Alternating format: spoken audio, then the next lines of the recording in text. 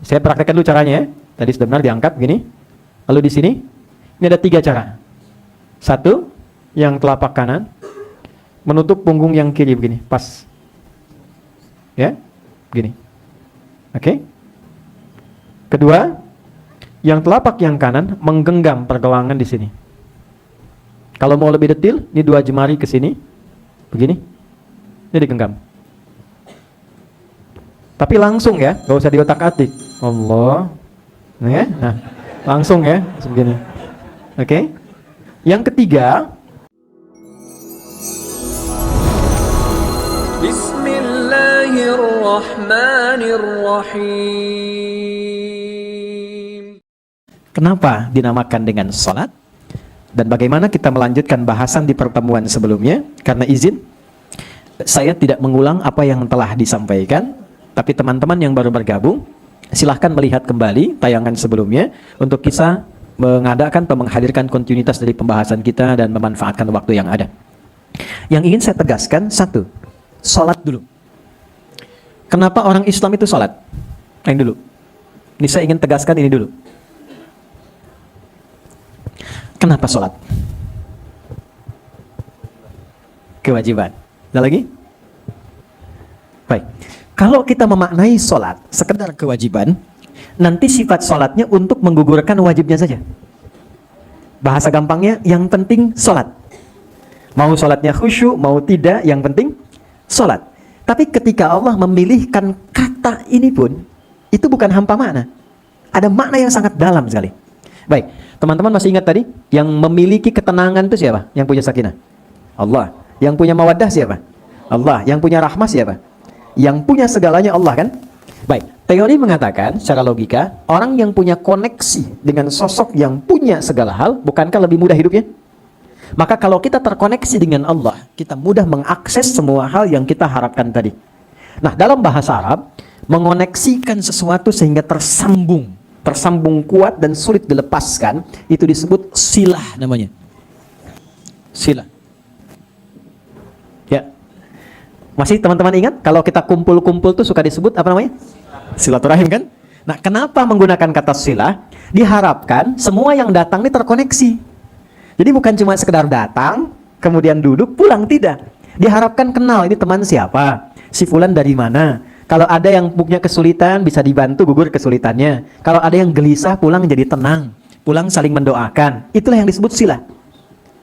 Nah, jika kita ingin merubah kata ini dengan koneksi yang sangat kuat dalam bentuk ibadah yang terpola caranya awal sampai akhir, maka rubah kalimatnya dari silah menjadi salat.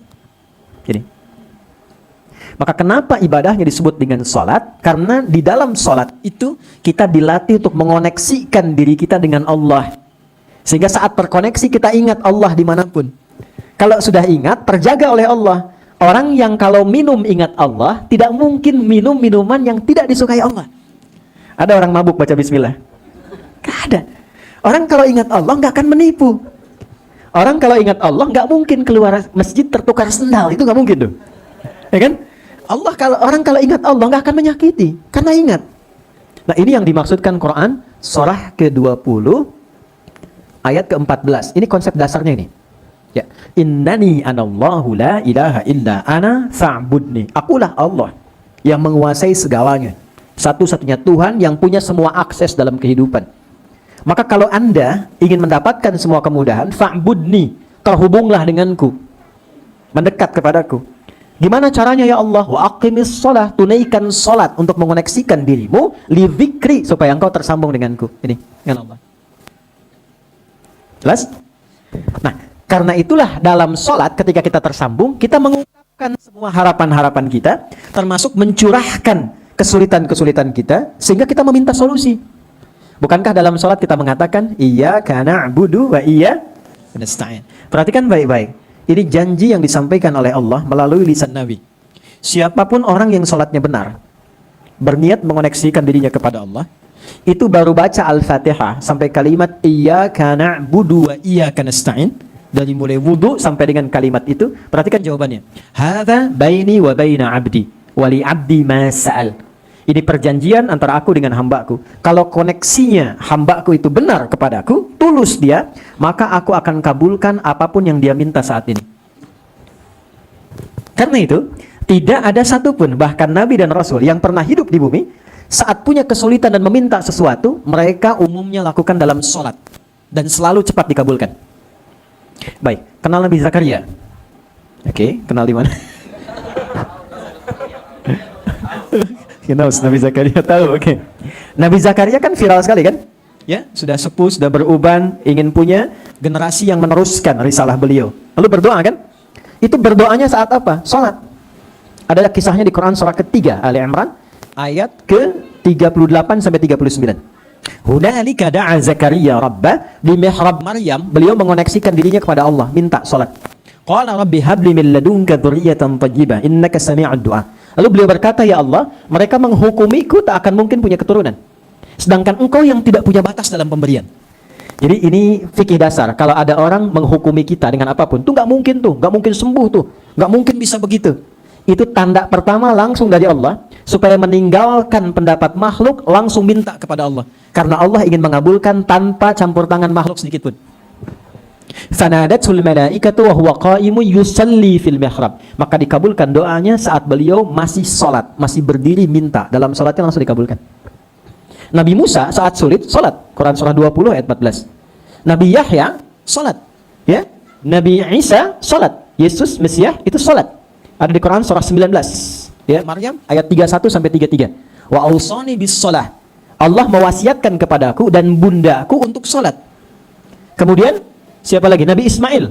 Nabi Ismail itu bahkan meminta semua keluarganya supaya jangan putus koneksinya dengan Allah, supaya semua dapat berkahnya. Itu di Quran surah ke-19 ayat 55. Wa kana ya'muru ahlahu bis-shalah. Jadi Anda bayangkan, Nabi, Rasul, setaat apapun ketika punya persoalan, salat. Kalau mau diurut dari Nabi Muhammad sampai ke Nabi Adam, ya Muhammad bin Abdullah, bin Abdul Muttalib, bin Hashim, bin Abdul Manaf, bin Qusay, bin Murrah, bin Kilab, bin Ka'ab, bin Ghalib, bin Fihr, bin Malik, bin Nadar, bin Kinana, bin Khuzaimah, bin Mudrika, bin Ilyas, bin Nizar, bin Mudar, bin Ma'ad, bin Adnan, bin Addi, bin Adri, bin Muqawwam, bin Nahur, bin Tarikh, bin Ya'rub, bin Yasjub, bin Nabit, bin Ismail alaihissalam, bin Ibrahim alaihissalam, bin Azar atau bin Nahur, bin Abir, bin Kinan, bin Arfakhshad, bin Sam, bin Nuh alaihissalam, bin Mikhlail, bin Tushana, bin Kinan, bin Anwas, bin Tif, bin Adam alaihissalam. Nah, saya coba ulang. Saya cuma ingin tunjukkan bahwa Nabi aja sholat. Masa kita yang bukan Nabi nggak sholat? Ya, dan kadang-kadang anehnya begini, nuntutnya kebanyakan. Pengen sukses, pengen bahagia, pengen segalanya. Tapi punya hubungannya nggak bagus dengan Allah. Kan jadi nggak sehat kan? Nah ini kenapa disebut dengan sholat? Selain membuktikan kebertuhanan kita kepada Allah, juga memberikan kesan-kesan yang dalam supaya kita bisa mendapatkan semua pancaran kebaikan yang Allah berikan untuk kita. Jelas di sini? Baik. Nah, kemarin kita pernah bahas, tapi kenapa ada orang yang sholat tapi dirasa tidak mendapati apa yang digambarkan ini? Kata Quran, kalau sholat itu cenderung baik karena dekat dengan Allah. Kok bisa ada orang sholat masih berbuat yang nggak baik?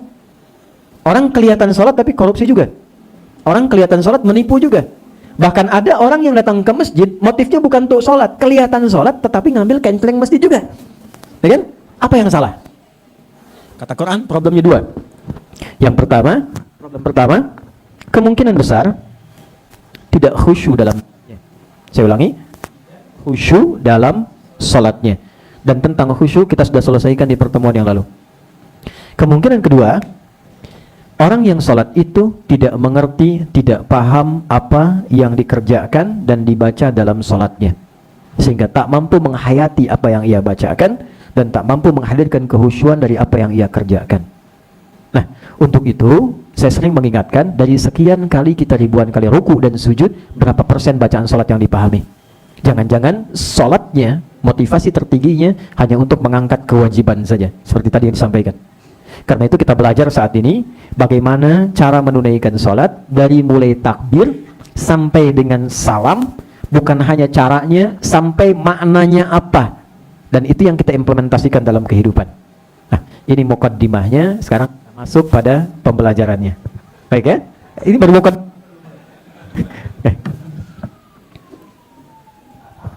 Baik. Teman-teman izin, di pertemuan yang lalu kita sudah sampai wudhu ya. Baik, jadi yang belum wudhu, ya nanti wudhu sebelum sholat. Yang belum belajar tentang wudhu, silahkan ikuti tayangan yang lalu di Musyawarah atau di channel kami. Nanti silahkan ada ketersambungan dengan pembahasan yang kita lakukan saat ini. Saya anggap pembahasan wudhu sudah selesai. Kita masuk langsung ke cara memulai sholat. Saya minta satu orang untuk berada mendampingi saya. Tuan rumah aja, tuan rumah. Nah, Mas Baim aja, tuan rumahnya. Oh, lagi ke bawah, antum boleh, silakan. Jazakallahu khair. Boleh depan. Bismillah. Baik teman-teman, kita fokus sebentar ya. Yang kita bahas itu 3 bagian. Jadi ini dasar dari Quran. Kalau ingin kita berhasil mempelajari apapun dan mendapatkan hasil yang baik dari itu, maka ada 3 aspek. Terkait dengan sholat kita akan pelajari 1, bacaannya. Kenapa yang dibaca itu ya. 2, gerakannya. Bagaimana gerakannya dibimbing Nabi dan kenapa demikian? Yang ketiga, hikmahnya. Apa pesan mendalam di balik bacaan dan gerakan itu? Baik, ini saya gambarkan sudah wudhu ya. Pelan-pelan. Saya sebelum masuk ke sholat, di pertemuan lalu saya pernah ingatkan kita sudah pernah menyusun saf ya. Sampai terakhir ya. Jadi saf sudah disusun, imam 1, makmum sudah siap, kita mulai dengan sholat. Saya anggap ini sudah mulai menghadap kiblat. Silahkan kita memulai dengan bertakbir. Silahkan. Tahan, berhenti. Oke, 1. Saya minta yang lain. 1 orang lagi. Ayo, siapa saja, cepat. Boleh, Mas Dun? Boleh di sampingnya di sini. Silakan, antum tahan ya, nggak apa ya. Baik. Silakan Mas D. Bertakbir. Tahan di situ. Baik ya. Nah, saya cuma mau tanya, tahu dari mana takbirnya begini? Oke. Baik, kira-kira gini, kira-kira saya tanya. Di antara 2 ini, mana yang benar? Baik. Yang Mas Dude angkat tangan. Yang satu lagi angkat tangan. Baik. Dua-duanya benar, cuman tempatnya kurang tepat. Ya sopannya kan begitu ya. Dua-duanya benar, cuman tempatnya kurang tepat. Oke, kita ambil argumentasi ilmiahnya dulu. Silakan duduk dulu Mas Dude. Silakan. Nanti saya minta lagi ya, sedikit. Saya ambil argumentasi ilmiahnya dulu. Di Islam itu tidak ada satupun aktivitas kecuali ada dasar pengetahuannya. Apalagi ibadah. Dasar itu yang kita kenal dengan dalil namanya. Ya, untuk alasan argumentatifnya. Oke, sekarang sholat dimulai dengan takbir. Tahu dari mana dibuka dengan takbir? Seperti apa takbirnya? Itu kita bisa lacak. 1, dalam hadis riwayat Al-Bukhari. Al-Bukhari. Nomor hadis 753. Dikuatkan di hadis Muslim nomor hadis 390. Yang mendapat pengajaran dari Nabi, ini ada 2 orang. Ini sahabatnya Abu Hurairah namanya. Kemudian yang kedua ada Abdullah bin Umar, putranya Umar bin Khattab radhiyallahu taala anhuma. Abdullah bin Umar. Yang mengalami pendidikan dari nabinya namanya Khalad bin Rafi Az-Zurayqi. Khalad bin Rafi'. Saya ingin tekankan begini, begitu sempurnanya di Islam, ibadah aja ada dasarnya gitu. Dan itu bisa dilacak dan tokohnya ada. Ini si fulan namanya. Kalau kita cari ketemu itu. Lahirnya kapan, wafatnya kapan, hidupnya bagaimana, itu di Islam demikian. Karena itu yang menjadikan salah satu bukti kebenaran Islam sebagai agama yang benar di sisi Allah, semua apa yang dikerjakan punya dasar yang tersambung kepada Nabi dan Tuhannya. Jelas ya? Ini menunjukkan Islam itu bukan karya manusia, tapi betul-betul bimbingan kehidupan yang langsung Allah turunkan pada Rasulullah SAW. Secara singkat, Khalid ini masuk Islam. Kemudian ingin menunaikan sholat, tapi baru masuk Islam, belum belajar sholat dengan baik. Dan begitu Nabi memuliakannya, ingat ya, seorang bahkan yang masuk Islam itu nilainya tinggi di hadapan Rasulullah. Ya, itu berapa tingginya Islam memberikan apresiasi pada setiap kebaikan yang didapatkan. Termasuk pelaku maksiat, jangan salah. Orang berbuat maksiat itu Allah berikan kesempatan yang ditunggu sampai tobat di akhir hayatnya. Makanya saya itu tidak senang mencaci orang salah. Saya paling tidak suka, ya. Misalnya mencela orang salah itu saya kurang suka. Yang salah itu diperbaiki, bukan dicela. Minimal kita doakan supaya dia kembali. Itu adabnya dalam Islam. Kenapa? Karena ketika orang maksiat ini dia bertobat, itu naik statusnya menjadi hamba yang dicintai Allah. Gitu. Dan tidak mudah loh melepaskan diri dari maksiat. Ada orang mabuk, jadi kebiasaan, pengen menghilangkan mabuknya, itu nggak mudah. Ketika dia lepas dari sifat mabuknya, itu dihargai tinggi oleh Allah. Perjuangannya itu diapresiasi. Sampai turun ayat, Quran surah kedua, ayat 222. Innallaha yuhibbut tawwabin. Allah sangat mencintai orang taubat. Karena untuk taubat itu butuh perjuangan. Bebas dari riba itu nggak mudah, butuh perjuangan. Ya, orang yang mabuk ingin bebas dari mabuknya butuh perjuangan. Perempuan yang ingin berjilbab butuh perjuangan. Jadi ketika mengenakan itu belum terbiasa dengan jilbabnya, itu di hadapan Allah dicintai hamba itu.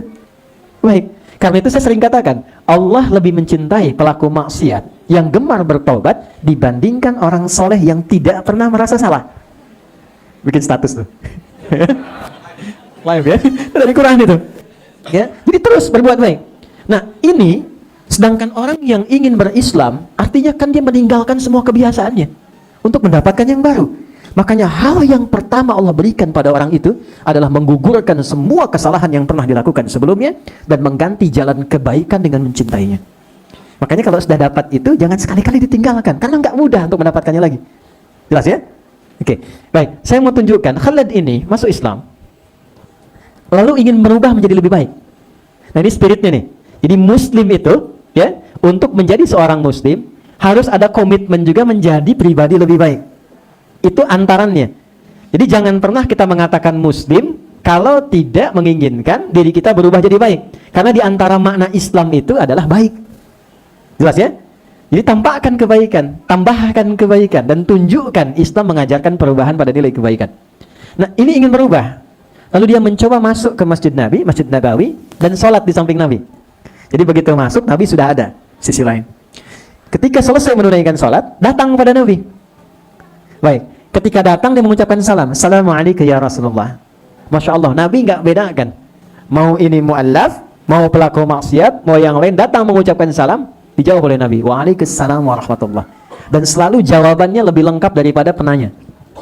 Baik ya? Itu yang dimaksud Quran surah 4 ayat 86.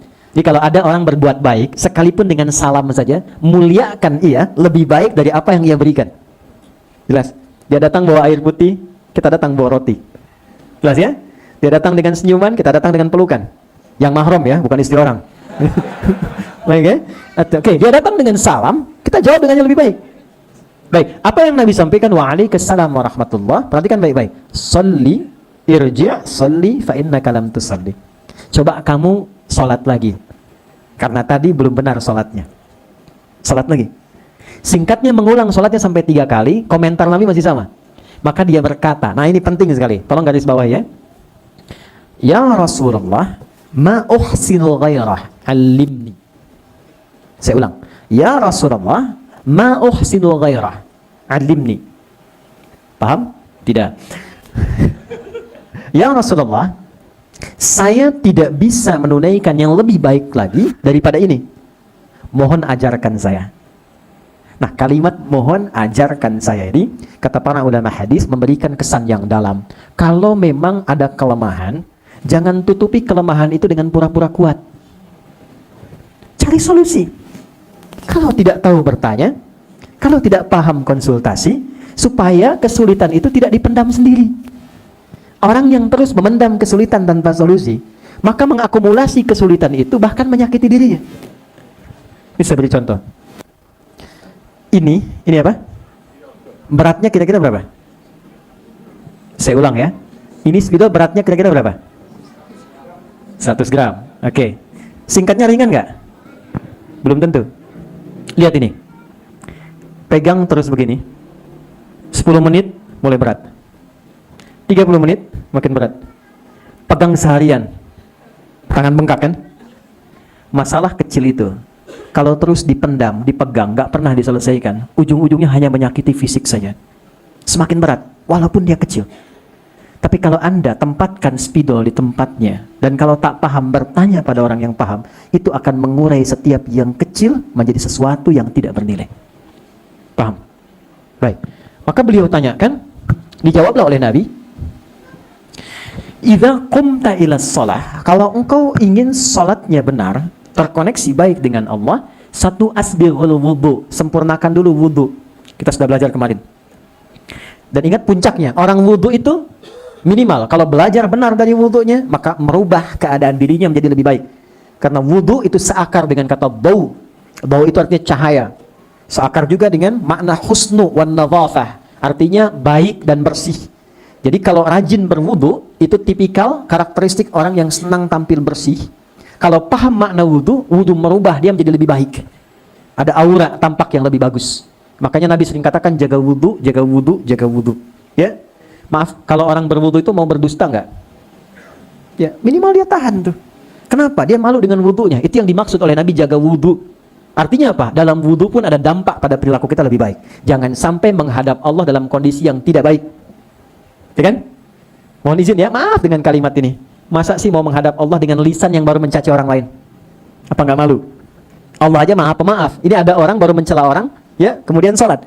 Maka dibersihkan itu dalam wudu. Makanya di hadis Muslim, dengan air yang masuk ke mulutnya, air membersihkan kotoran fisiknya, airnya jatuh membersihkan kotoran kias di lisannya. Sambil taubat dia. Makanya di ujung setelah wudu, apa doanya? Allahumma ja'alni minat tawabin. Ya Allah, aku taubat dari perbuatan salah yang melekat pada bagian tubuhku. Makanya yang dibasuh, coba teman-teman lihat. Yang dibasuh, yang diusap dalam wudu, bukankah semua anggota tubuh kita yang secara fisik berinteraksi? Ya, wajah, mata melihat, mulut bicara, telinga mendengar, pikiran diusap kan? Yang kadang berpikir yang salah, ya kan? Sampai tangan, kenapa tangannya dari sini ke siku, bukan dari siku ke sini? Ya, kan ini yang sering digunakan interaksi. Kalau bikin status kan pakai ini, bukan pakai ini. Ya kan? Tapi sering salah kan nulisnya. Ya, istiwa suami salah paham kan? Karena tulisan dan karena pikiran kan? Dan itu yang dibersihkan lewat wudu. Nah, setelah bersih itu baru menghadap Allah, barulah kemudian kita bertakbir. Yuk, kita mulai bahasannya. Kita masuk pada intinya. Tsumastaqbilul qiblah, menghadaplah ke arah kiblat. Baik. Fakabbir, lalu mulai bertakbir. Bagaimana cara bertakbirnya? Hadis Muslim nomor hadis 390.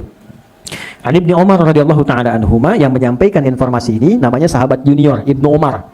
Ya, nanti teman-teman yang ikut umrah saya tunjukkan tempatnya. Kalau di Mekah di sebelah mana, di Madinah di mana setelah masuk Islamnya. Ya, Umar bin Khattab kemudian punya anak, bagaimana mengelola atau mendidik anak-anaknya supaya jadi tumbuh baik. Nabi mengangkat kedua tangannya. Riwayat pertama, rafa'a yadaihi hadwa mankibaihi, sejajar dengan bahunya. Oke, silakan. Mas, masuk lagi. Ini tadi contoh pertama. Hadwa mankibaihi, sejajar dengan bahunya. Yang tadi jangan dirubah. Ini ya. Nah, teman-teman, ini tadi saya katakan sudah benar. Cuman posisinya kurang tepat. Hadwa itu dalam bahasa Arab artinya adalah sesuatu yang berhadapan atau di depan, sejajar. Bahu kan ini ya. Ini bahu nih. Berarti sejajar itu di sini. Masuk. Ya. Jadi bukan di sini. Kalau ini di samping namanya. Di samping bahu. Jelas ya? Nah, yang tepat itu ini, sejajar di sini. Seperti ini kurang lebih. Jelas? Jadi Allah gini ya. Dan tidak perlu terlampau kaku, kan masih hidup. Oke, ini satu. Jelas ya? Ini. Oke. Ini satu. Versi kedua, yang tadi yang Mas Dude contohkan. Ya. Dinaikkan ke atas, yuhadhi udhunaihi, mendekati ke telinganya di sini. Agak ke dalam sedikit. Agak ke dalam, pelan aja, nggak usah dikaku kan, pelan-pelan. Nah. Jadi ada yang di sini. Baik ya. Yang di sini kenapa berat sebelah nih? Lurus ya.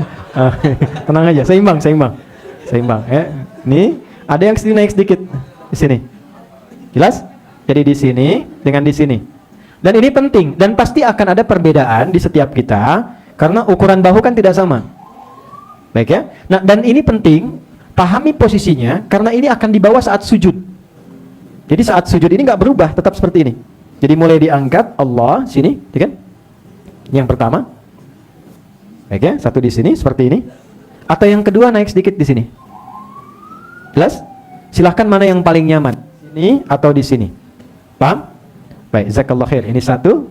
Posisinya tadi ya, di sini ya. Baik, silahkan kembali. Jadi di sini, bukan di sini. Jadi tidak Allah, kan? Baik, tapi di sini. Jelas? Baik di sini atau ke sini sedikit ke atas. Ini untuk cara. Baik. Kenapa tangan diangkat? Apa hikmahnya? Ini ada kitabnya, ada bukunya. Baik ya? Ada kitabnya, ada bukunya. Ini nanti tentang hikmah. Namanya Nadharat fi Ma'anis Shalah, ya. Tentang menggali tentang hikmah dan makna dari gerakan dan bacaan sholat. Jadi mengangkat begini, ini ada dua makna. Satu, seperti ini gambarannya untuk membuang urusan dunia ke belakang. Buang ke belakang. Jadi maksudnya apa? Kalau akan sholat dan ingin khusyuk terkoneksi pada Allah, jangan bawa dunia. Jadi persoalannya, orang mau sholat tapi dunia masih dibawa. Itu yang menyebabkan orang tidak khusyuk. Ya? Jadi lisannya Allahu Akbar, tapi di hatinya masih proyek Hu Akbar. Tuh kan? Handphone Hu Akbar, sendal Hu Akbar, konten Hu Akbar, gitu kan? Ya, itu masih terbawa. Dan akhirnya menyebabkan setan mudah untuk menggoda. Ingat, ada setan khusus yang tugasnya memang menggoda orang sholat. Nanti satu waktu kita belajar ya, kalau sudah selesai ya Mas Dim ya, bikin pelajaran khusus fikih setan. Belum pernah ada kan? Iya, kita hafal malaikat tapi nggak tahu setan. Persis orang mau berangkat, tahu jalan yang mulus tapi nggak tahu di mana lubangnya. Jadi bisa terpleset. Mesti tahu sehingga bisa dihindari. Dari mana taunya kalau sedang digoda? Tahu-tahu basah saja, tahu-tahu salah, tahu-tahu ngambek saja. Nggak tahu bahwa ada setan sudah lebih dulu memprovokasi. Nah, ada 9 jenis setan yang harus diketahui. Salah satunya setan yang khusus menggoda orang sholat. Artinya, setan rumah ada. Artinya ada setan rumah, ada setan masjid. Setan masjid itu spesial, godain DKM masjid. nanti ada babnya itu. Makanya orang kalau satu jamaah pergi, yang lain datang. Tapi kalau DKM-nya ribut, orang malas datang. Dan biasanya kalau masjid belum jadi, semangat. Kalau sudah jadi, potensi ribut. Ya? Nah itu ada. Kalau nggak paham, susah menghindarinya. Nah, setan yang menggoda orang sholat namanya khanzab. Ada yang membaca khinzib, ada yang membaca khanzab. Hati-hati, kalau mirip-mirip cepat ganti nama. Ya? Ya, ada Awar, ada Dasim, ya, perempuannya Dasimah.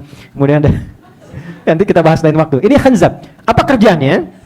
Begitu tangan diangkat, ini nanti bisa dibuktikan ya. Begitu dimulai sholat tangan diangkat, maka dia mulai bertugas. Fayaqulu syaitanu, di hadisnya Abu Daud, fayaqulu syaitanu, maka dia mulai membisikkan, ditanamkan di pikiran orang sholat itu, udhkur kada, ingat ini ya, ingat itu ya. Anda kalau tidak percaya, sebelum sholat, kita itu siap fokus, gak ingat apa-apa. Maunya sholat aja. Tapi begitu tangan diangkat, Allahu Akbar, yang tak ingin diingat, bisa ingat. Nanti saat duhur ya, saat duhur nih, lihat aja nanti. Jadi begitu takbir, Allahu Akbar, ini isi ceramah saya pun akan muncul. Ingat ya, setan itu. Nanti, itu bukan saya, setan itu. Ya? Itu muncul, gak percaya silakan. Gak diundang, datang sendiri. Ya, maka ketika mulai mengangkat seperti ini, kalau banyak yang dibawa, nggak tuntas dulu, nggak dibuang ke belakang, maka yang diolah oleh setan itu lebih banyak, lebih beragam. Karena itu yang pertama dilakukan, buang urusan dunia ke belakang. Kemudian pasrahkan diri kepada Allah. Orang kalau ditangkap dan ditodong senjata menyerah, bukankah seperti ini? Bukankah ini tanda pasrah? Ya kan? Maka ulama memberikan penafsiran, mengangkat ini pun sebagai tanda kepasrahan kepada Allah, menunjukkan kita tawakal dalam kehidupan. Itulah sebabnya kenapa lafadznya Allahu Akbar, bukan yang lain. Nama Allah kan banyak, tapi belum pernah ada orang sholat Allahur Rahman, Allahur Rahim, Allahul Quddus. Kenapa cuma satu Allahu Akbar? Makna pertamanya, kita dengan mengangkat tangan seperti ini ingin membuang semua urusan dunia dan terkoneksi untuk mengagungkan Allah saja, tidak ada yang lain. Makanya kalau ingin khusyuk, salah satunya ketika mulai mengangkat, dunia kita buang dan jadikan semua yang agung hanya Allah saja, yang lain lepaskan. Mudah bagi Allah mengecilkan apa yang Anda anggap besar. Maaf ya, maaf sekali. Contohnya nih, kemarin kan Jumat ya, itu ada surah khusus namanya surah Jum'ah, surah 62. Itu di ayat 11-nya jelas sekali Allah sampaikan, orang yang tega, kata Allah, menjual imannya untuk dunianya, yang masih sibuk dengan bisnis, dengan proyek, dan dia meninggalkan Jumat, itu bahasa singkatnya kata Allah, mudah bagi aku menghancurkan bisnisnya dan mewafatkan dia saat itu juga. Tapi kalau engkau mau datang menunaikan Jumat, mintalah kepadaku, aku buka jaringan dalam Jumat, aku lebarkan duniamu, aku mudahkan rezekimu. Wa idza ra'au tijaratan aw lahwan infaddu ilaiha wa tarakuka qa'ima qul ma 'indallahi khairum minal lahwi wa minat tijarah wallahu khairur raziqin. Hei, bukankah engkau tahu aku yang memiliki rezeki? Aku yang mengatur segalanya. Kenapa engkau tinggalkan Jumat untuk mengejar dunia? Yang engkau tahu aku pemberinya. Okay? Maka mudah bagiku untuk memberikan kepadamu atau menghancurkan pekerjaanmu saat ini dan mewafatkan kau saat itu juga. Ya. Maka dari itu, saat terkoneksi dengan Allah, abaikan yang lain, karena kan yang punya semuanya Allah. Itu gambarannya. Baik ya? Yang kedua, mohon izin. Ini yang paling dalam sekali. Ini yang paling dalam. Kadang-kadang ada orang sholat masih membawa status. Sehingga merasa besar saat dia memulai sholat. Status dengan kedudukan, status dengan harta benda, status dengan popularitas, status dengan keilmuan. Sehingga tanpa dirasakan, begitu dia mulai bertakbir, kebesaran itu terbawa. Ya, dan lupa bahwa yang paling agung itu Allah. Atau yang ketiga, status maksiatnya. Dia bawa maksiat menjelang sholat dan merasa nyaman dengan itu. Coba cek di handphonenya masing-masing. Jangan sampai ketika mau sholat, dalam handphonenya itu isinya apa yang tidak Allah sukai. Aurat yang tampak, hal-hal yang tidak baik, apalagi membawa perangkat yang tidak benar, lalu dibawa dalam sholat dan mengatakan Allahu Akbar. Itu akan sulit membawa kehusyuan. Maka dari itu, apa yang harus dilakukan? Begitu mulai menghadap kiblat, yakinkan pada diri kita bahwa saatnya terkoneksi dengan Allah, buang urusan dunia ke belakang, dan rasakan boleh jadi bila ajal tiba, Allah bisa mewafatkan dalam keadaan kita sedang bertakbir kepadanya. Ya. Masih ingat ayat yang dulu? Wa annahum ilaihi raji'un. Kalau memang merasa pengen khusyuk, bayangkan mungkin dipanggil saat kita terkoneksi dengan Allah. Jelas? Oke, satu. Teman-teman sekalian, Anda punya teman. Temannya seringkali menjelek-jelekan Anda. Kemudian yang kedua, berbicara yang tidak baik tentang Anda di belakang. Kemudian menzalimi dalam segala bentuk yang memang salah. Tiba kemudian, dia meminta bantuan Anda sedang butuh, pinjam uang 10 juta misalnya. Diberi nggak? Kadang-kadang salam aja belum tentu dibalas kan? Ya, padahal hukumnya kan dijawab ya. Ya, bertemu aja belum tentu mau kan? Kenapa? Karena banyak kesalahan yang dia perbuat. Tapi kalau dia datang untuk meminta maaf, diterima nggak? Oke, lihat sini. Bismillah. Ini ada gelas. Cawannya terbuka. Sepanjang terbuka, Anda bisa masukkan apapun. Ada kopi, susu, air, dan sebagainya. Tapi kalau kita tutup begini, dan penutupnya begitu pekat, tuh, bukan tisu yang masih bisa ditembus. Kita mau masukkan apapun sulit. Bukankah saat sholat tadi kita ingin terkoneksi dengan Allah supaya minta apapun? Ya kan? Kita minta disehatkan, minta diberikan kesuksesan, rezeki yang melimpah, masalah dihilangkan, ya kan? Kenapa ada sebagian orang yang sholat ketika meminta nggak terkabul? Padahal orang dulu baru nyebut sudah diberikan. Tuh. Orang dulu minta dikasih. Bahkan selesai sholat dapat. Kenapa? Dalam kondisi kita meminta, kita nggak mendapatkan apa yang dimohonkan itu. Boleh jadi, apa yang disampaikan Nabi itu hadir dalam kehidupan sementara orang. Saya nggak menyebut kita. Saya menjauhkan kata itu dari kita semua. Ada orang yang datang kepada Allah itu dengan maksiat yang dibawa, tapi belum ditobati. Jelas? Maka apa kata Nabi? Thumma dzakara rajulan. Nabi mengisahkan seorang lelaki. Yudilus safara asy'atha aghbara. Dia menempuh perjalanan panjang sampai berdebu, capek, jauh jalannya. Yamuddu yadayhi ila sama, dia ingin berdoa. Kalau ini digambarkannya datang ke Mekah lah, mau doa, ya kan? Begitu sampai tiba ke tujuannya, apa yang terjadi? Kata Nabi, komen pertamanya. Ingat, kalau Nabi sudah komen, maka kita apa yang harus dilakukan? Tinggal like, subscribe. Like, share, and subscribe. Apa komen Nabi? Anna yustajabu lidzalik, mab'amu haram, mashrabu haram, malbasu haram, wa ghudhiya bi haram. Bagaimana doanya bisa tembus sementara makanannya haram, minumannya haram, pakaiannya haram, perangkat hidupnya haram. Ternyata bukan Allah nggak mau kabulkan. Begitu mau dikasih, mental. Karena ada sekat. Itulah sebabnya, kenapa sebelum kita minta banyak dalam sholat, minta sehat, minta rizki, minta rahmat, minta segala hal, kenapa dimulai saat takbir dengan memohon doa taubat terlebih dahulu? Di pembuka awal. Pembuka awal yang mengawali sesuatu dari mulai asalnya, itu dalam bahasa Arab disebut dengan iftitah. Kalau pendek, kalau agak panjang disebut dengan istiftah. Itulah sebabnya kenapa kita saat takbir langsung membaca doa iftitah atau istiftah untuk membuka semua sekat-sekat yang kurang baik yang selama ini Allah nilai kurang bagus, sehingga setelah terbuka kita bisa minta apapun yang dimohonkan kepada Allah. Ada 9 jenis doanya, dari mulai yang pendek sampai yang panjang.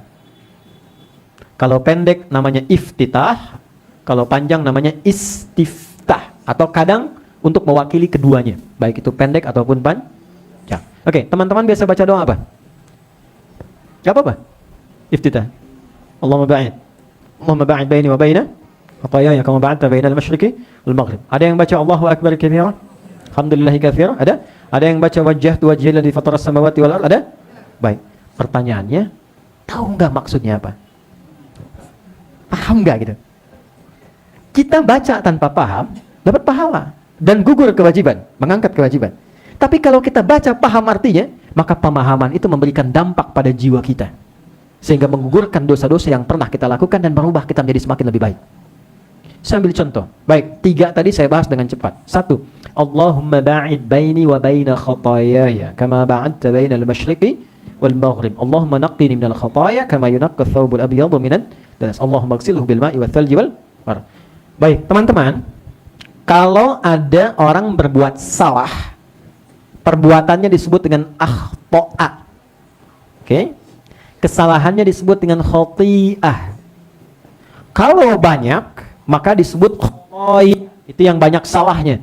Khotoya. Gini. Khotoya. Yang banyak salahnya. Kalau saya mengaku, saya ini banyak salah, maka tambahkan ya kecil di ujungnya. Khotoya. Ya. Gini. Artinya, saya mengaku banyak salah. Saya mau tanya, siapa matanya yang tidak pernah berbuat salah dalam memandang? Ada? Oke. Dari tadi pagi bangun sampai sekarang, pernah nggak salah lihat? Barusan masuk aja udah salah lihat ya? Oke. Pernah nggak telinga itu berbuat salah dengar? Baik. Sampai ke ujung kaki, selalu pernah salah kan? Baik ya? Artinya, kesalahan yang dilakukan itu tidak 1-2, mungkin banyak. Ini yang datang ke sini pun, saya ingin tanyakan. Dengan orang tuanya, baik tidak? Ada masalah nggak? Dengan pasangannya, dengan anaknya, dengan kerabatnya. Puncaknya dengan Allah.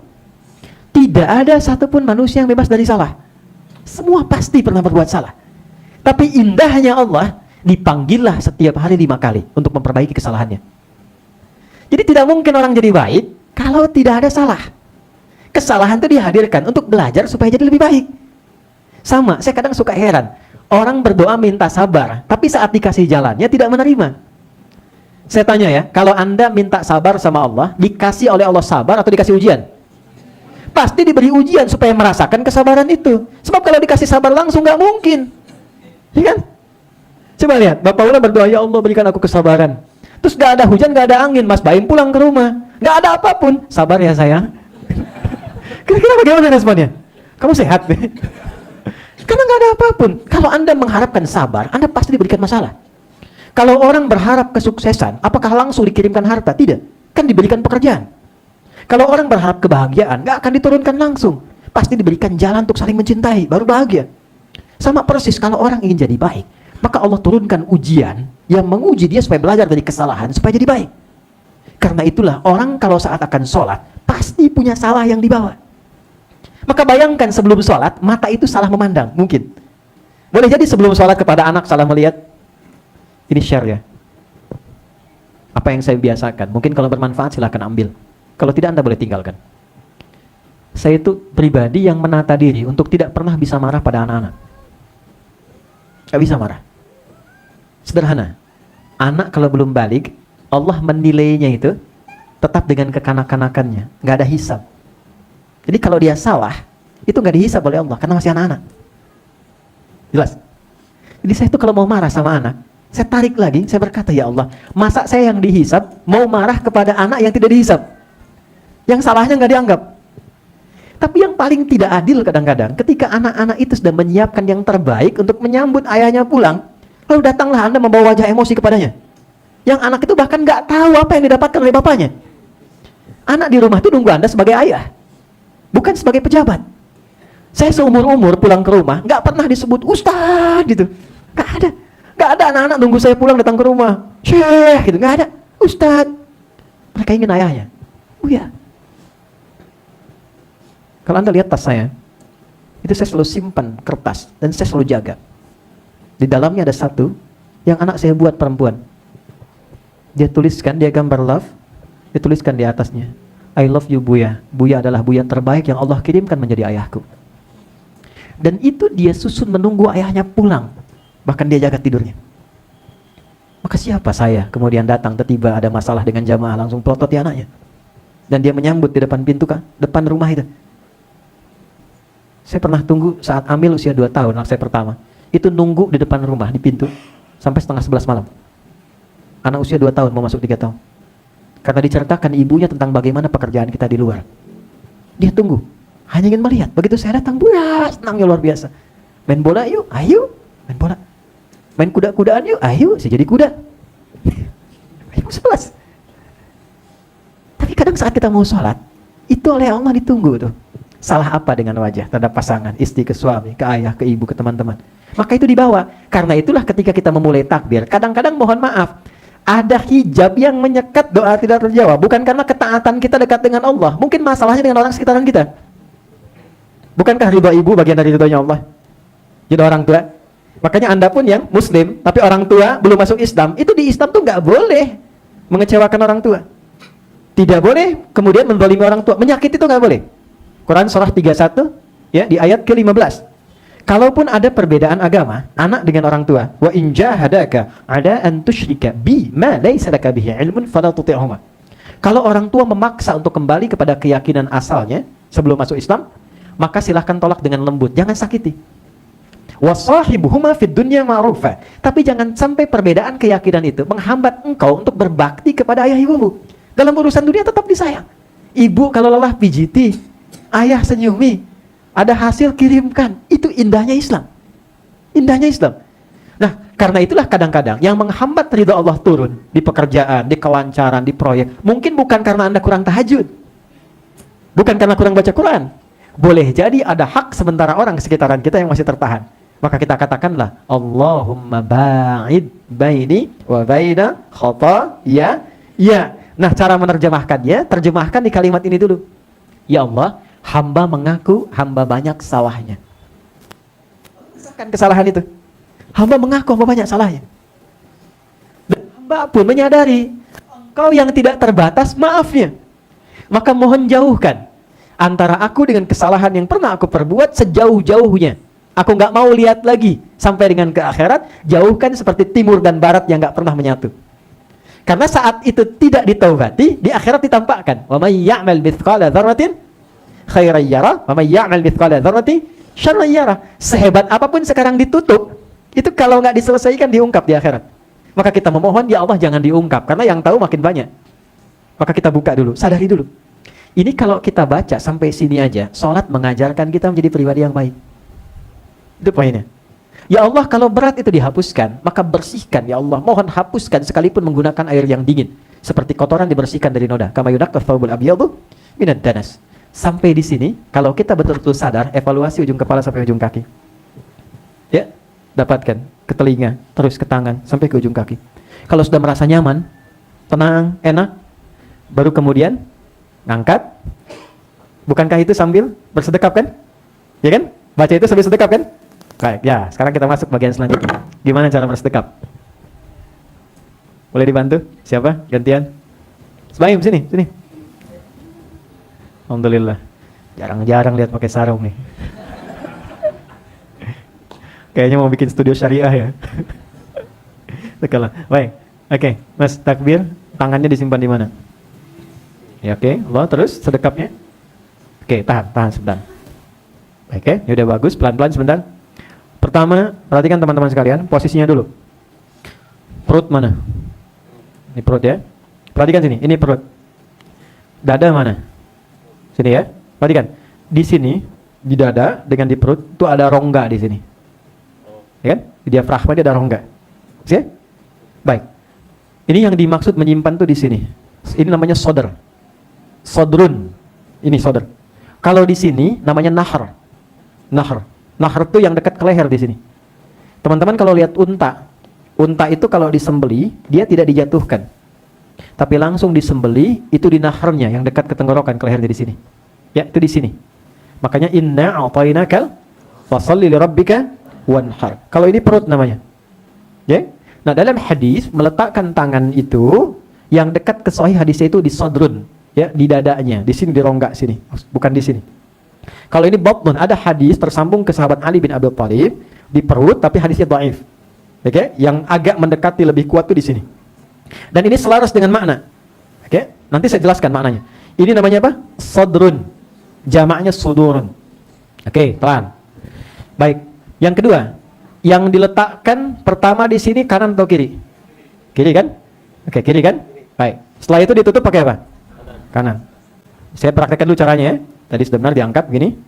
Lalu di sini, ini ada 3 cara. 1, yang telapak kanan menutup punggung yang kiri begini, pas.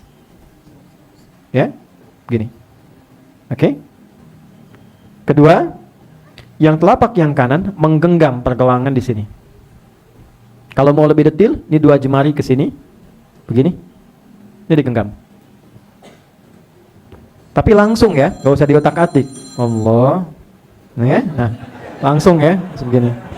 Oke. Yang ketiga, lewat sedikit side ke sini, di sini. Tapi tidak sampai ke sini. Awas, subuh di puncak sampai sini ya. Ya, jadi nggak sampai sini. Bahkan ini yang tidak diinginkan oleh Nabi. Ya, jangan sholat seperti orang sombong dalam bersedekap, kata Nabi. Ini kiasan, karena orang Arab tuh banyak pengusaha, pedagang, kalau sedang ngamatin proyek kan begini. Ya, makanya cukup sampai di sini. Letaknya di sini. Tidak di sini, lemah hadisnya, dan tidak di sini. Ini nggak ada hadisnya. Ada riwayat menunjukkan yang di sini terkait dengan masa perang. Ya, karena pedangnya lokasinya di situ. Makanya nanti dalam profesi yang di militer, dalam konteks sedang diutus misalnya perjuangan, itu boleh meletakkan tangannya dekat dengan senjatanya, boleh begini. Jelas ya? Baik, silakan duduk sini dulu. Nggak usah jauh. Baik, kan kalau dekat dengan papan tulis bisa ngapus, bisa nulis kan? Lihat sini. Oke, sekarang masuk ke maknanya. Kenapa letaknya di sini?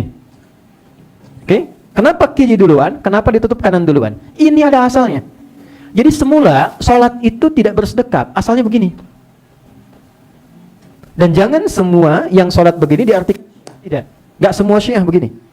Ya, tidak semua yang sholat begini Syiah. Di Sunni ada. Di Sunni ada dan riwayat asal, terutama dari Imam Malik. Makanya yang mazhab Maliki itu sekarang, dulu di Madinah itu Maliki. Kemudian sekarang dikembangkan di Afrika Utara, khususnya di Libya, Tunisia, Maroko, khususnya itu Maliki. Nyebrang sedikit ke Italia, Spanyol itu Maliki. Jadi kalau mereka sholat, Anda ke Mekah, ada yang sholat begini, Allahu Akbar, itu mengamalkan riwayat pertama. Dan jangan ditanya, hello, how are you? Dia sedang sholat, nggak bisa tanya. Tiba-tiba takbir kok. Ya. Saya pernah masalahnya dulu saat pertama ke Tripoli, teman saya, dia Maliki ya. Saya nggak tahu karena masuk masjid kan, samping. Saya baru masuk juga. Kita masih berdiri kan, duduk begini, samping. Apa kabar? Kemana aja kamu? Allahu Akbar. Orang lokal. Ya. Kita halik selaminak anta. Allahu Akbar. Baik. Ini kenapa kemudian tiba ada riwayat untuk sedekah? Mulanya turun Quran surah 11 ayat 114. Asal mulanya ayat ini turun karena ada orang yang berbuat salah. Berkonsultasi ke Nabi ingin taubat. Tapi perhatikan cara konsultasinya. Ya Rasulullah, saya salah. Saya baru berbuat salah. Tolong hukum saya sekarang. Coba Anda bayangkan. Di sahabat tuh begini cara berpikirnya. Mereka menyadari bahwa betapapun kegiatan di dunia ini menggembirakan, hasilnya itu luar biasa, dapat kemewahan, tapi mereka menyadari semua akan ditinggalkan. Yang abadi cuma akhirat. Dan ini bisa kita jadikan pegangan. Dan tampak, apalagi di sini dekat kuburan kan, ya kan? Ya, Mas Bayu mungkin kan sering main di situ kan? Lihat-lihat aja. Coba di kuburan itu ada nggak yang dibawa ke situ? Tadi barusan ada yang dikuburkan, saya nggak pernah lihat dikuburkan dengan mobilnya, ya, atau handphone terbaiknya. Tetap dia membawa tubuhnya saja. Dan bagi seorang Muslim cuma 2 kain untuk laki-laki, kafan, dan 3 untuk perempuan tambahan kerudung. Dan tolong saya ingatkan dari sekarang ya, kafan itu nggak ada kantongnya. Untuk memberikan kesan bahwa yang dibawa bukan dunia. Nah, sahabat itu berpikirnya, saya khawatir lebih baik dihukum sekarang daripada di akhirat dihukum. Karena pada akhirnya segala kemewahan dunia pun akan ditinggalkan. Tapi bukan dilarang hidup mewah. Yang passionnya ingin dengan harta, justru diminta oleh Quran dan hadis sekaya-kayanya. Supaya bisa ibadah dengan hartanya. Kalau belajar sepintar-pintarnya. Supaya bisa ibadah dengan ilmunya. Jadi kalau Anda usaha, jangan nanggung. Sampai tingkat tertinggi. Jadi ada tingkatan kekayaan itu. Kaya banget, kebangetan kayanya. Itu yang ketiga tuh. Ya, sampai yang ketiga, kalau nggak dapat tuh gimana bisa infak? Gimana ngajarin sedekah? Gimana zakat? Gimana haji? Gimana menghajikan orang? Mengumrahkan orang? Jadi sahabat tuh nggak tanggung. Dulu passion itu diambil oleh Abdurrahman bin Auf. Ya. Kemudian ada Uthman bin Affan. Teman-teman, kemarin waktu riset kami, saya itu riset. Jadi saya tuh terima honoris causa kemarin. Ya bukan untuk gelar-gelar, saya tidak terlalu peduli dengan itu. Yang nawarkan tuh sudah beragam, dalam dan luar negeri. Tapi kenapa saya terima UMJ kemarin itu? Karena begitu profesional memberikan itu, sampai 2 tahun prosesnya. Di riset semuanya, layak tidak. Setelah itu, diminta membuat karya ilmiah. Lalu itu diuji di kalangan profesor. Betul nggak, layak nggak karya ilmiah itu dapat itu? Diteruskan ke dikti, itu prosesnya 2 tahun. Setelah itu baru kemudian dianugerahi.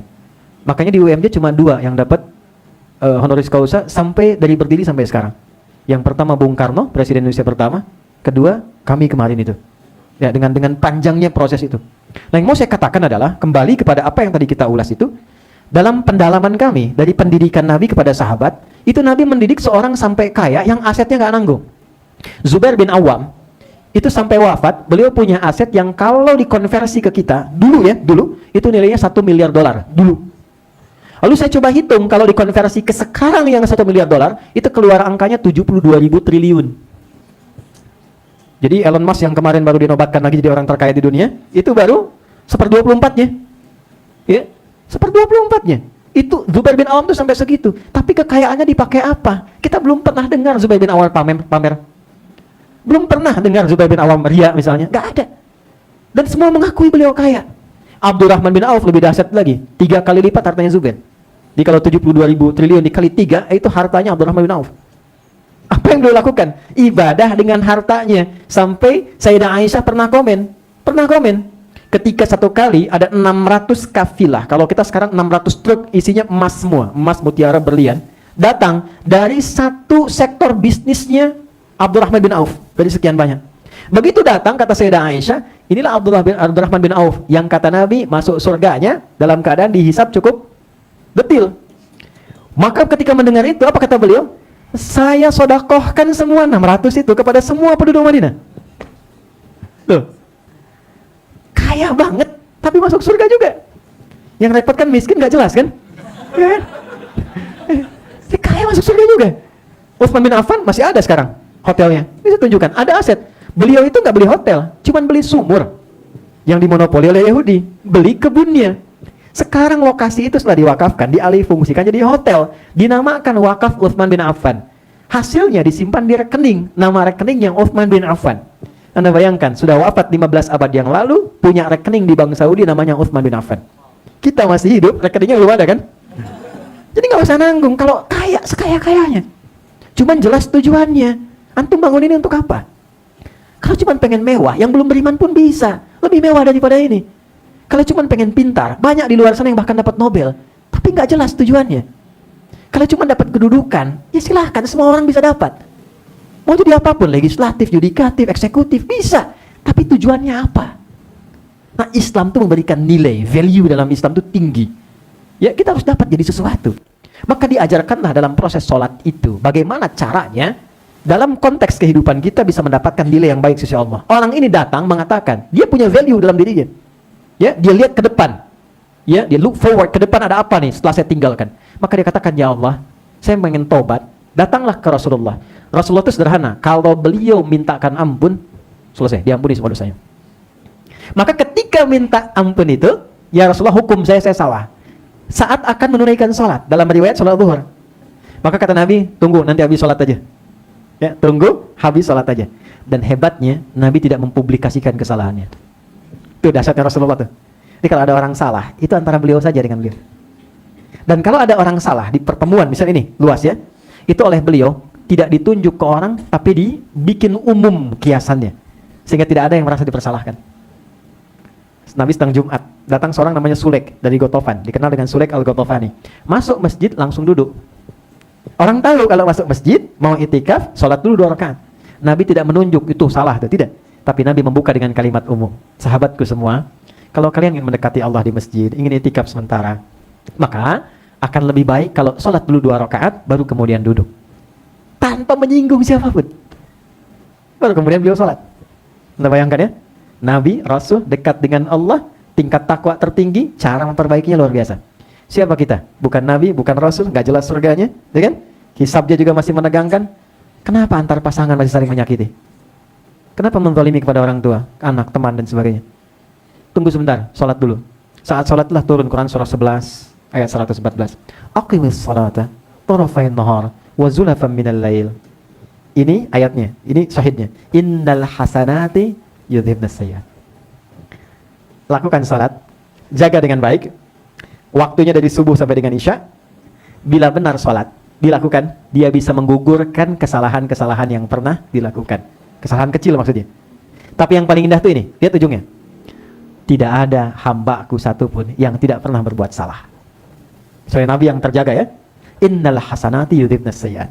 Tapi sebaik-baiknya hamba yang ketika dia berbuat salah, dia mau memperbaiki kesalahan itu dengan merubah perilakunya menjadi lebih baik. Menjadi pribadi yang lebih baik. Ayat itu turun untuk memberikan jawaban taubat dari Allah kepada hamba yang tadi, yang dengan ketulusannya dia meminta Nabi untuk menghukumnya. Saya bayangkan. Turun ayat tadi, maka saat turun ayat itu selesai salat, orang itu bilang lagi, ya Rasulullah, hukum saya, salat sudah selesai. Apa kata Nabi? Allah sudah mengampunimu. Ya, kama qala Rasulullah SAW, Allah sudah mengampunimu, maka tidak ada alasan lagi untuk menghukummu. Nah, dari situlah kemudian untuk menggambarkan hikmah ayat itu, mulailah sedekap tangan kanan telapak diletakkan menutup punggung yang kiri begini. Kenapa kiri ditutup duluan dengan yang kanan? Kiri ini gambaran dari sesuatu yang divisualisasikan kadang kurang baik. Aliran yang nggak bagus, aliran apa? Kiri. Pemikiran yang nggak bagus, pemikiran apa? Kiri, ya. Sedangkan kanan digambarkan sesuatu yang baik. Gambarannya apa? Kalau Anda pernah berbuat salah, cepat tutupi kesalahan itu dengan kebaikan. Maka kalau kita perbanyak kebaikannya, yang salah ini akan dilupakan. Siapa sekarang yang mengingat Umar dengan mabuknya? Gak ada. Yang mengingat Umar dengan premanismenya? Gak ada. Umar itu sebelum masuk Islam, pekerjaannya satu, nantangin orang. Kalau berani dengan saya, ketemu di tempat A, bukit B, tapi sebelum datang, pamit dulu pada ibu yang telah melahirkan karena dia akan pulang tanpa nama, Umar. Mabuknya minimal 5 kali sehari. Dan itu mabuk yang paling amatir. Betul, di jahiliyah itu yang paling amatir 5 kali sehari. Itu jahiliyah. Tapi setelah masuk Islam, ayat-ayat tentang larangan mabuk, kalau sekarang mirasan 3, itu turun karena permintaan Umar. Ya Rasulullah, tidakkah Allah sudah menurunkan ayat larangan untuk khamar, melarang mabuk? Ya, turun 1, 2, sampai 4 tahap turun seketika. Itu karena Umar minta. Gitu, hikmahnya gitu ya. Kemudian yang paling tinggi apa? Setelah masuk Islam, menjadi lebih baik. Ditutupi semua yang jelek ini dengan semua perbuatan baik. Dia tobat, beliau tobat, hilang jeleknya, yang baiknya muncul semua. Bukankah sekarang tidak ada satu, jika disebutkan nama Umar, terbayang semua kebaikannya.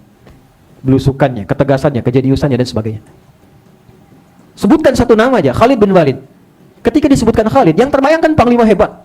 Memenangkan pertempuran terus, sehingga Allah, pedangnya luar biasa. Apa lupa bahwa beliau itu dalam perang Uhud pernah menjadi musuh Nabi? Ya kan? Yang menyebabkan Hamzah paman Nabi itu wafat. Hah? Tapi itu ditutup, semuanya hilang. Apa yang terjadi? Hamzahnya masuk surga, Khalidnya bahkan diapresiasi tinggi oleh lisan Nabi SAW. Dua-duanya mendapatkan kemuliaan. Jadi maaf, begini ini maksudnya, hei, gak pernah ada orang suci itu. Dan gak pernah ada orang yang gak pernah salah. Pasti pernah salah. Tapi selalu terbuka peluang menjadi lebih baik. Ya, caranya banyak, termasuk kesini pun itu bagian dari kebaikan. Makanya tempat seperti ini untuk belajar disebutnya majlis. Majlis itu apa? Majlis itu dari jalasa, tempat yang mengangkat orang menjadi lebih tinggi. Jadi kalau Anda duduk di bawah, saya minta ke atas, itu orang Arab mengatakan ijlis, tempatnya majlis. Kenapa tempat menuntut ilmu disebut dengan majlis? Karena ia akan mengangkat orang yang hadir ke situ ke derajat yang lebih tinggi dalam pandangan Allah Subhanahu wa taala. Makanya nggak semua orang bisa hadir. Jadi berbahagialah ketika Anda sudah berada di tempat seperti ini. Itu bukan karena mungkin Basma yang undang atau saya mungkin yang mengisi, bukan. Kalau Allah nggak menghendaki, nggak mungkin ada di sini. Demi Allah saya katakan, saya pun tidak tahu siapa yang datang, dan mungkin yang tahu pun belum tentu bisa datang. Tapi kenapa harus Anda yang dipilih? Perhatikan hadis Nabi. Perhatikan hadis Nabi. May yuridillahu bihi khairah yufaqihu fiddin. Kalau Allah menginginkan seorang jadi orang baik, maka yang pertama Allah tunjukkan, dibimbing dia untuk datang ke majelis ilmu. Jadi berbahagialah Anda yang terpilih, bukan orang lain. Ini bukan kalimat saya.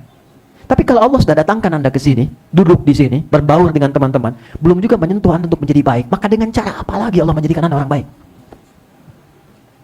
Dan saya pun maksimal mungkin, makanya saya selalu katakan, saya nggak ingin diberi apapun datang ke sini, supaya saya optimal. Tanyakan pada Mas Dimas, pernahkah saya minta sesuatu? Dari mulai berdiri musyawarah sampai sekarang, nggak pernah saya minta.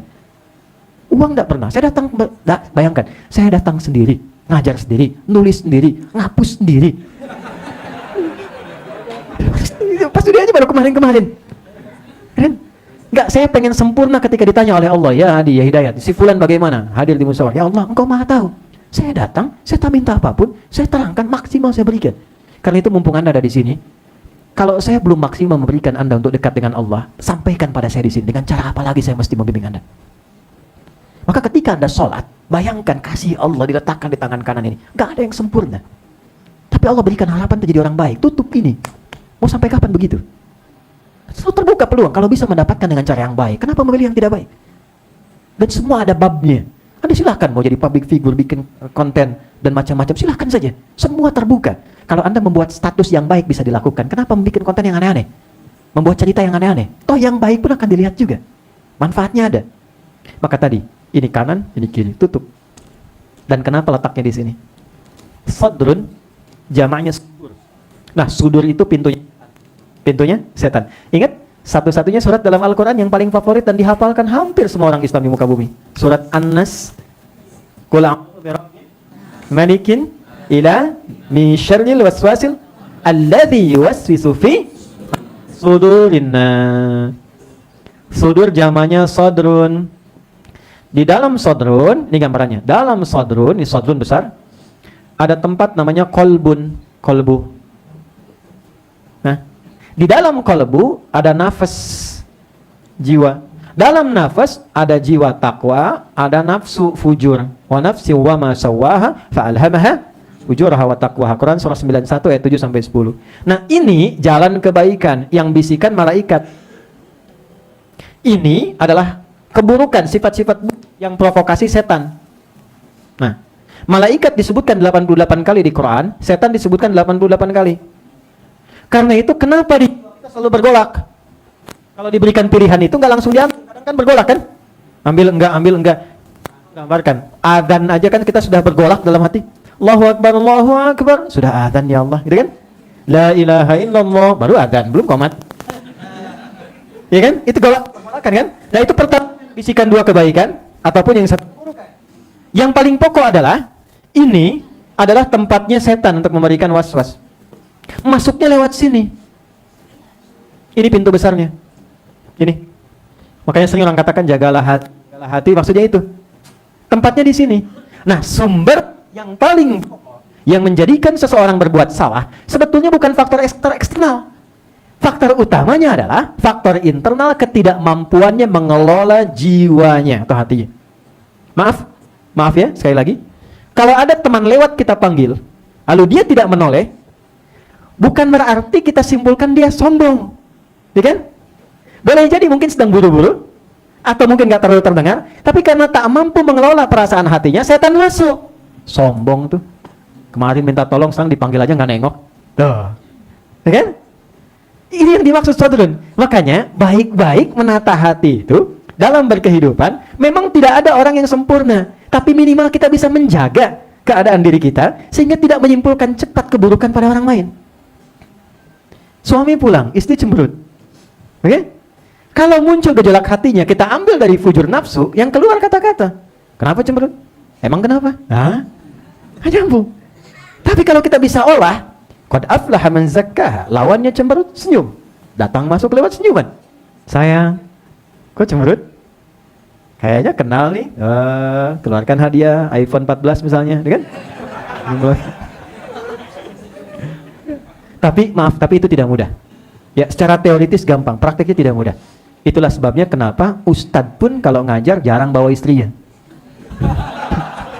Ini live gak? Oh, enggak ya, rekam ya. Oke, itu ya, kurang lebih teman-teman sekalian, ini letaknya di sini. Jadi kalau sudah diletakkan di sini, tutup, rasakan bahwa mungkin datang membawa kesalahan, segera tutup. Lalu istighfar, bacakan doa tadi, atau kita katakan Allahu Akbar kabira, walhamdulillah katsira, wa subhanallahi bukratan wa asli. Allah engkau agungkan Engkau aku agungkan. Dan maaf, boleh jadi ya Allah aku sholat ini membawa keagungan, sombong terhadap orang lain, angkuh dengan kawan, rasa yang paling tinggi. Tobat kita. Alhamdulillahi katsira, terima kasih ya Allah berikan banyak sekali kebaikan-kebaikan kepadaku. Rizki, kedamaian, ketentraman. Ada seorang kakek di Saudi kemarin, baru-baru kemarin, pengap, dibawa ke rumah sakit. Ini kisah nyata. Langsung ditangani, kasih oksigen. 24 jam sehat lagi. Alhamdulillah penanganannya bagus. Lalu muncul tagihan yang kalau dirupiahkan kurang lebih 2,4 juta. Tiba kemudian kakek ini menangis di hadapan dokternya. Nangis lama gitu kan. Kata dokternya begini, "Kek, nggak apa-apa. Kalau memang bayarnya terlalu mahal, disampaikan saja, mungkin kami bisa koreksi." Apa jawab kakeknya?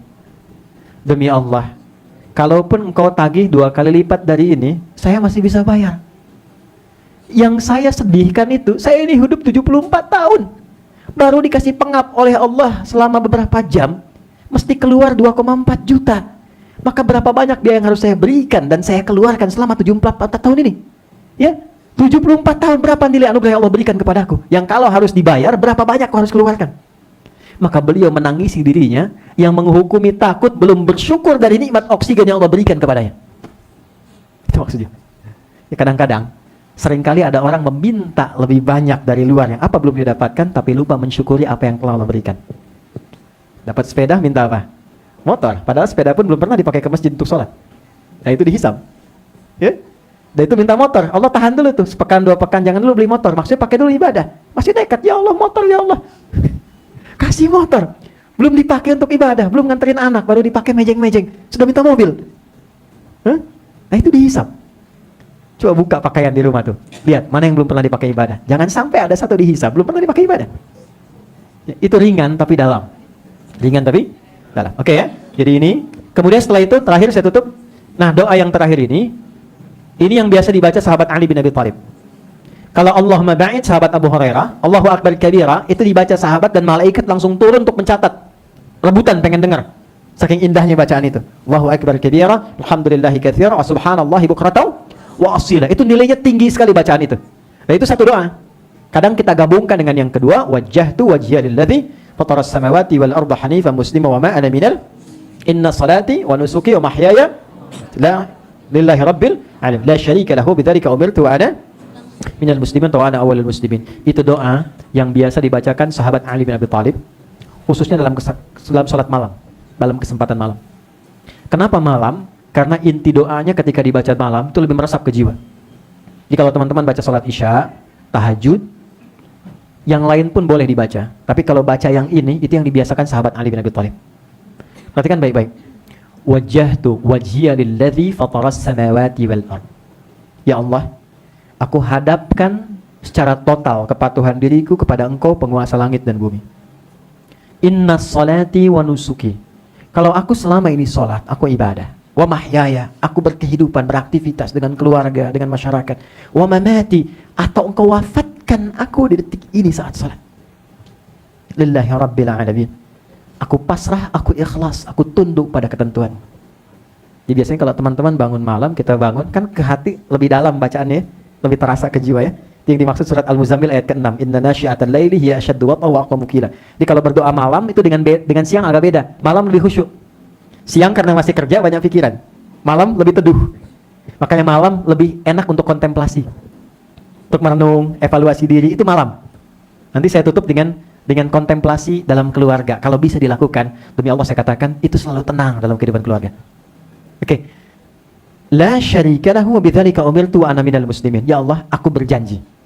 Sejak salat ini, aku akan menjadi muslim yang lebih baik dan tunduk kepadamu sampai aku wafat.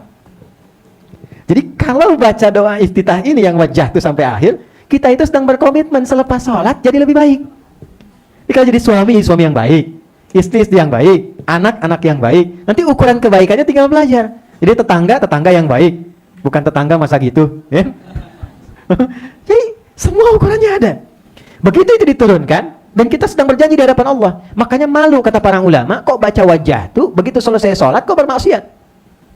Kok bisa selesai sholat saling mencela, ya kan? Saling menyalahkan, saling merendahkan. Saya bingung kadang-kadang. Ya, di mana nilai keislamannya? Cobalah buka dengan kasih pandangan kasih sayang, bi'ainir rahmah. Pada akhirnya kita salah juga. Masa orang yang akan salah harus memvonis kesalahan orang lain? Salah itu perbaiki, tunjukkan, ajarkan dengan lembut, doakan. Dan biarkan Allah berjalan dengan takdirnya. Gitu. Kalau hidup seperti itu damai kita. Baik ya. Nah ini sampai iftitah. Baru kalau ini sudah terbuka, sudah lapang, sudah enak, baru baca Al-Fatihah. Dengan maknanya. Dan itu cepat, kalau sudah terbiasa cepat kita. Makanya baca Al-Fatihahnya pun setelah hati merasakan ketenangan. Sekira sebagai pembuka, itu dulu teman-teman. Kita 14 menit menjelang ke zuhur. Kita diskusi dulu, kalau ada yang mau ditanyakan saya perkenankan. Dan singkatnya kita sudah sampai ke bacaan iftitah dalam sedekap. Ya, masih ada 23 materi yang kita bagi di pertemuan-pertemuan. Ya, ada kurikulumnya. Saya belum kirimkan karena saya belum terima email, Mas Dines, Mas Dude ya. Nanti kirimkan email, saya kasih kurikulum. Nah nanti boleh di forward ke teman-teman yang lain. Jadi datang ke pengajian itu tahu apa yang mau dipelajari. Dan insya Allah saya siapkan resumenya. Oke? Baik, saya kira itu yang kita bisa dapati sampai dengan sedekap. Dan kita belum mulai Al-Fatihah. Ada 13 menit ke depan yang ingin ditanyakan atau dikonsultasikan atau menambahkan, saya persilahkan. Oke. Assalamualaikum warahmatullahi wabarakatuh. Assalamualaikum. Pak Ustadz, saya mau nanya bagaimana caranya. Nama, kemudian pertanyaan singkat. Iya, saya Aal dari Tiger Wong Entertainment. Aal itu singkatan atau nama asli? Nama panggilan. Pak, nama lengkapnya siapa? Ali Rahmat. Ali? Rahmat. Rahmat. Oke. Ali itu tinggi, Rahmat itu yang berkasih sayang. Ya, jadi biasakan untuk dinilai tinggi di hadapan Allah Subhanahu wa taala. Ali itu menunjukkan dedikasi kuat. Jadi kalau bekerja dimanapun berdedikasi yang kuat. Rahmat sifat yang melahirkan sifat rahim dan rahmat. Jadi walaupun kuat, walaupun bagus, tapi tetap menunjukkan kasih sayang di antara sesama. Insyaallah. Ya, Ustaz, saya mau nanya bagaimana caranya kita tetap berprasangka baik kepada Allah di saat kita sedang mengalami kesedihan atau kekecewaan yang luar biasa karena cita-cita kita tidak sesuai dengan keinginan kita. Baik, Quran surah ke-2 Al-Baqarah ayat 216, paling kiri sebelah atas di mushaf. Bismillahirrahmanirrahim. Kutiba 'alaikumul qitalu wa huwa kurhul lakum. Wa 'asa an takrahu syai'an wa huwa khairul lakum wa 'asa an tuhibbu syai'an wa huwa syarrul lakum. Wallahu ya'lamu wa antum la ta'lamun. Jika engkau merasakan satu harapan yang menurut pandanganmu belum teraih, maka yang pertama engkau lakukan, perangi perasaan negatif dalam dirimu dulu. Prasangkalah baik kepada Allah dulu. Perangi itu. Ya. Dan biasanya berperang terhadap jiwa, memerangi nafsu, itu tidak lebih mudah dibandingkan dengan memerangi musuh yang tampak. Karena itu menggunakan kata kutiba. Kutiba itu kalau sudah dilekatkan, dibuat secara sistematis, jalani dengan sabar. Makanya puasa pakai kutiba. Ya ayyuhalladzina amanu kutiba alaikumus. Bukankah saat puasa Anda sabar? Mau buka tahan-tahan kan? Padahal bisa aja buka kan? Kan gak ada yang tahu kecuali Anda sama Allah. Aduh, Mas Baim, saya pamit dulu, saya wudu dulu. Tiba-tiba di belakang kumur sirup. Ya? Bisa aja kan? Tapi kan gak dilakukan, Anda sabar. Seperti Anda sabar menjalani itu, sabarlah mengendalikan keadaan hatimu dulu. Asa an takrahu syai'a wa huwa khairul lakum. Boleh jadi yang Anda tidak sukai itu, di balik itu sebetulnya ada yang lebih baik yang Allah siapkan untuk Anda. Wa asa an tuhibbu syai'a wa huwa syarrul lakum. Boleh jadi Anda mengidamkan sesuatu, tapi di balik itu ada yang gak bagus buat Anda. Karena Anda mintanya dengan doa kepada Allah. Anda minta kepada Allah, Anda minta kepada yang maha baik. Karena Allah maha baik, Allah hanya memberikan yang terbaik untuk Anda. Karena itu yang terbaik harus sesuai dengan kebutuhan Anda. Nah, yang Anda harapkan boleh jadi gak sesuai dengan maslahat kita.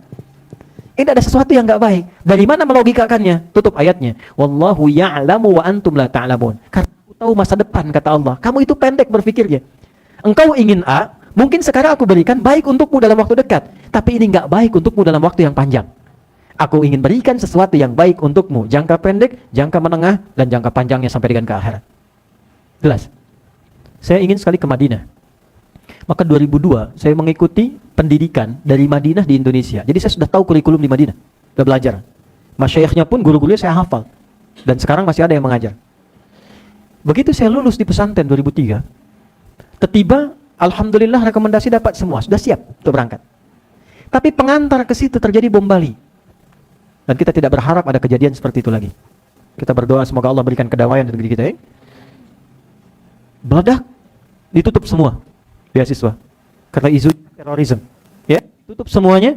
Alih-alih ke Madinah, nyangkutnya ke Madinah Ciputat di UIN.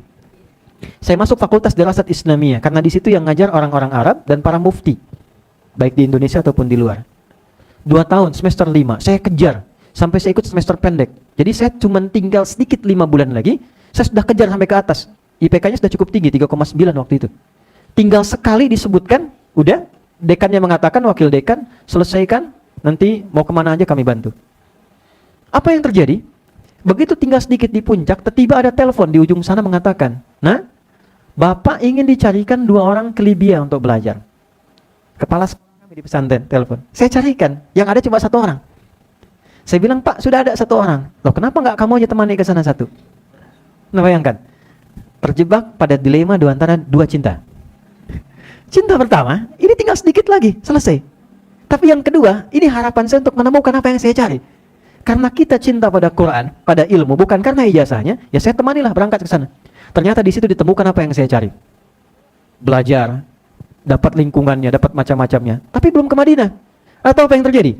Dari Libya, dekatkan ke Mesir. Jadi begitu liburan pertama, saya ke Mesir belajar tafsir. Maka yang mengajar saya langsung Grand Syekh Al-Azhar pada saat itu. Syekh Muhammad Sayyid Tantawi. Jadi saya belajar tafsir dari beliau. Di Bu'uth tinggal. Dari situ tinggal di asrama, pindah ke Iskandaria. Begitu saya pulang ke Tripoli, lepas kemudian berapa waktu meninggal. Lalu dari situ kemana? Ternyata 2010, kemudian saya ke Mekah. Saya masuk Ummul Qura, saya ziarahi Madinah juga. Kemudian setelah itu ke Tunis, kemudian dapatkan beberapa yang dari Pakistan, dari India. Ternyata kita menginginkan ke Madinah. Di Saudi itu mazhabnya 1, Hambali. Jelas. Tapi Allah antarkan saya ke mazhab pertama Madinah yang dipraktekkan di Libya. Yang pertama kali yang diajarkan di Madinah itu ajarannya Imam Malik. Imam Malik itu ajarannya ada di Libya.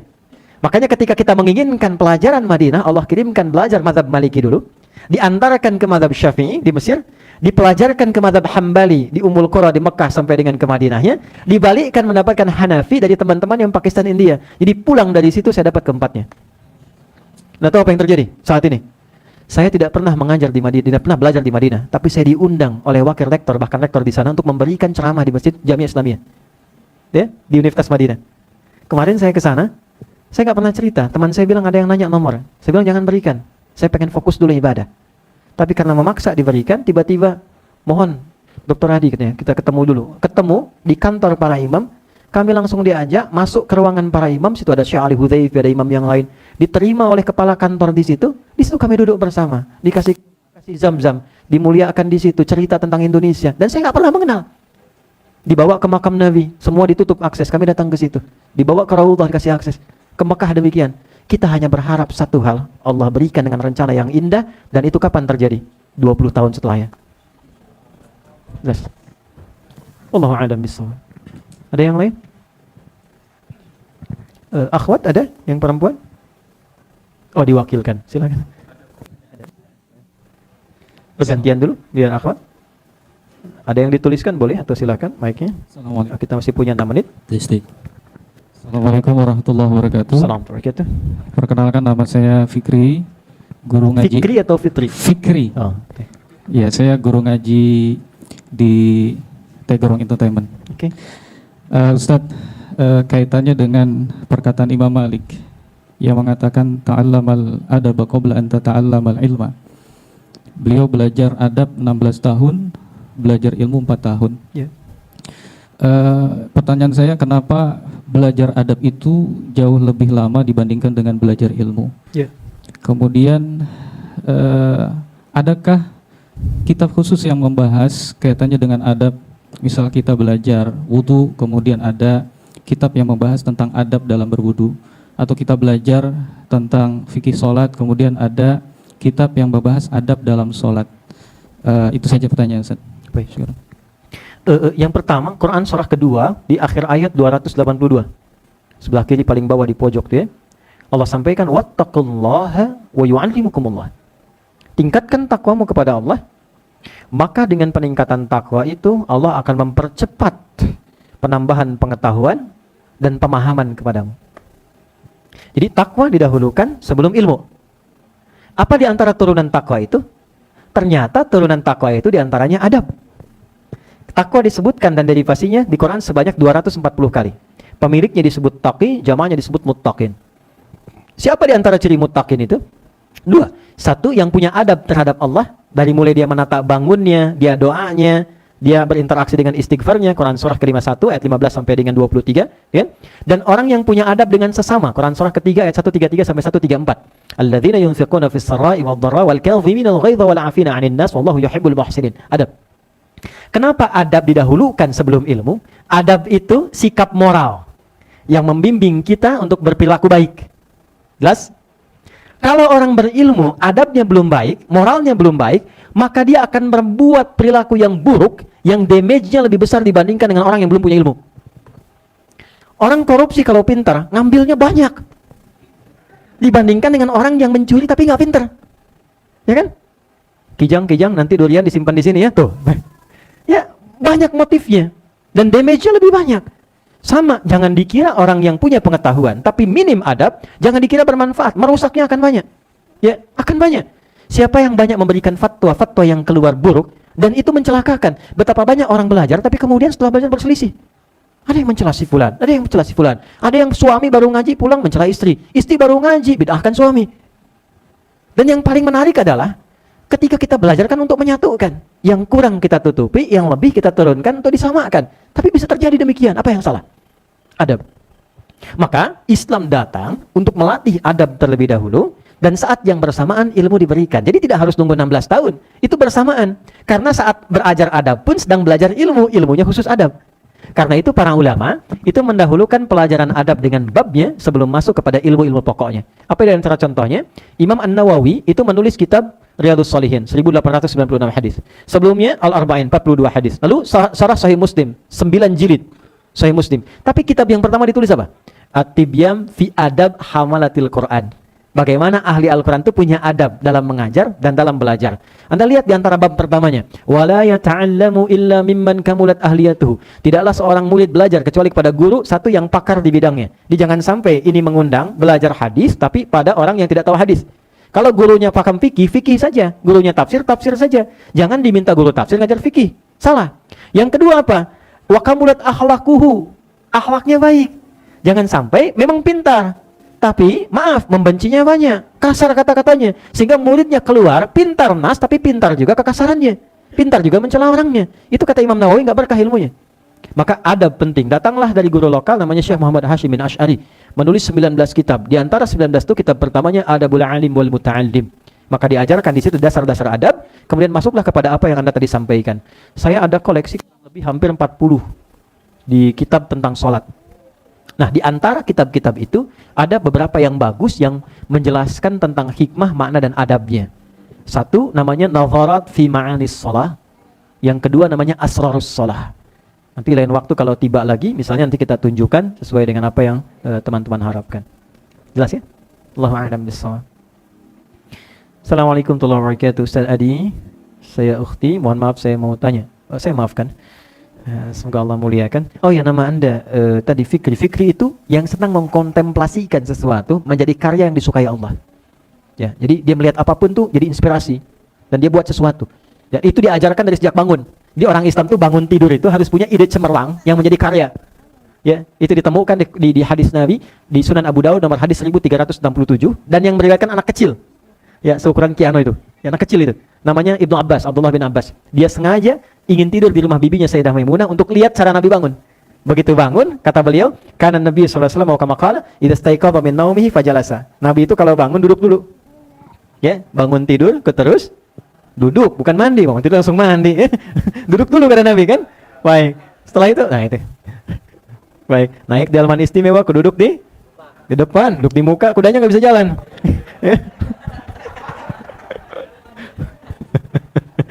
Baik, ya, saya katakan tadi bangun tidur duduk dulu kata Nabi. Kemudian beliau menghapus bekas ngantuknya dengan tangannya yang bersih. Wa masaha bi yadihi min athari naumi. Jadi sebelum baca doa, jangan sampai baca doa sedang ngantuk. Jadi membaca dalam keadaan enggak sadar. Alhamdulillah sih. Ya, nah. Bangunnya jam 3 tapi sadarnya jam 5. Ya kan? Nah, maka sadarkan dulu baru baca. Yang dibaca selain alhamdulillahilladzi ahyana ba'da ma amatana wa ilaihi nusyur adalah 11 ayat terakhir surah Ali Imran.